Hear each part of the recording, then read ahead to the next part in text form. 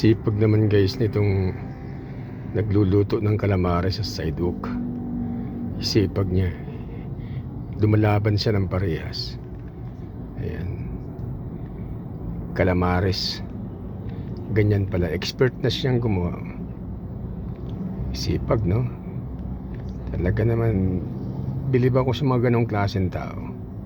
Dumalaban siya ng parehas. Hindi yung nakabantay lang sa bahay. May inom. Pag uwi ng asawa ay galit pa. Ito kapaki-pakinabang niya. Dito lang ako nakaparada sa Manggahan, along Main Road Highway. Dito siya sa tabi ko, pinaradahan. Masarap yung calamares, may arena. Piniprito niya.